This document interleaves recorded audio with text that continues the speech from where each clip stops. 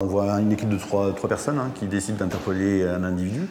L'individu qui a décidé, qui doit être interpellé est au sol. On voit qu'ils ont du mal quand même à maîtriser l'individu.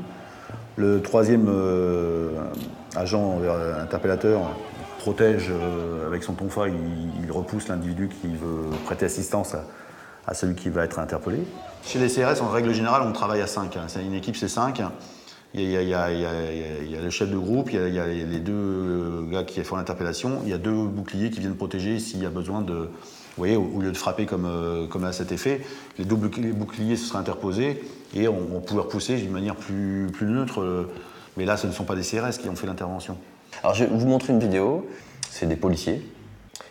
Et ils se dégagent. Et à ce moment-là, alors au départ, on tape avec le tonfa. Oui. Et ensuite, il y a un tir de LBD directement dans la poitrine de la personne à 1 mètre.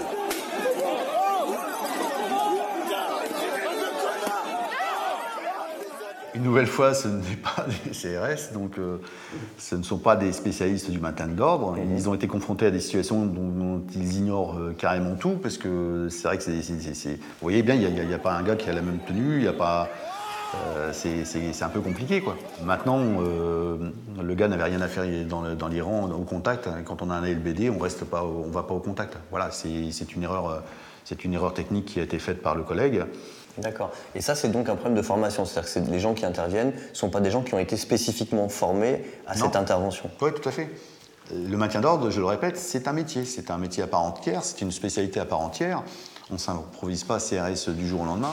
Ce qu'on dit aussi, notamment il y a eu une enquête du Monde là-dessus, c'est qu'il y a eu des ordres venus d'en haut pour dire on a été trop doux pour l'instant par rapport aux manifestants, il faut y aller plus musclé. Ça, vous avez entendu parler de ça ou pas? Ouais, ça c'est ce qui se dit. C'est ce qu'il dit. Effectivement, on était beaucoup plus passif par le passé et le fait qu'on ait soi-disant changé la technique d'intervention nous a laissé un peu plus d'initiative. Maintenant, je vais vous montrer une scène qui est un peu plus longue, qui montre une interprétation, on va dire, du début à la fin, et effectivement, qui pose quelques questions.